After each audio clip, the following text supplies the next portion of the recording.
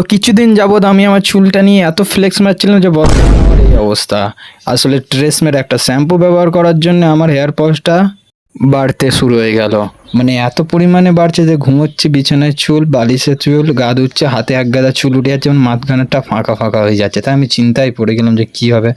আর তো কিছু করার নেই, যাই হোক চুলটা তো এবার কাটতেই হবে একদম। চুল কাটা তো একটা সমস্যা নয় বাংলাদেশি বাজার, মেন সমস্যাটা হইতাছে যে বাইরে পর্যন্ত বৃষ্টি হইতাছে, যে কারণে ধল বাদলায় যাওয়া যাচ্ছে না, রাস্তাঘাটটা ভেসে যাচ্ছে। তো আমি কেমনে যাব? তাও ভাইরে এটা কোনো বড় ব্যাপার না, বড় ব্যাপারটা হচ্ছে যে বৃষ্টি শেষ হতে হতে আমার যদি সব চুলগুলো পলে যায়, আমি যদি টাকলা হয়ে যায়, তখন কি হবে? ঠিক যা ভয় তাই, 4টে বাজলো কিন্তু বৃষ্টি থামার তো নাম নাই।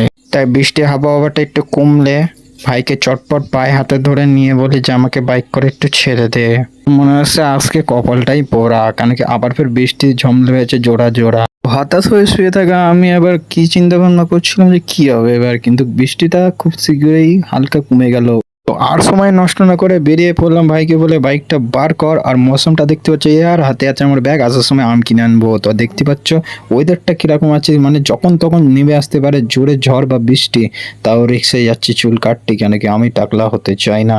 রাস্তা থেকে ভাবতো কি মেন রোডে যাচ্ছি বলে তাই জল জমে নেই, কিন্তু যে পথে যাব ওই পথে তো জলের সমগ্র হতেই হবে। দেখো জানি আমি মিথ্যে কথা বলে না, জলের সমগ্র তো হতেই হবে, এটা তো আমি আগেই জানতাম। বৃষ্টির কারণে এখানে থই থই হবেই। চলে আসলাম ব্লু ওয়াইসে চুল কাটতে। আর দেখতে পাচ্ছ এখানে চুলটা আমি লাস্ট বার দেখে নিয়েছি, কেন এমন চুল আমি ওকে কোনো বানাইনি।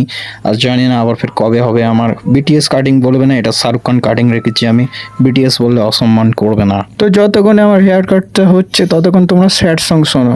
আমার অযথা সব লেখা গান সব শুনে মন করে উচ্চতম, তুমি বুঝোনি কেন আমাকে, তুমি বুঝোনি আমি বলিনি, তুমি স্বপ্নতে কেন আসো।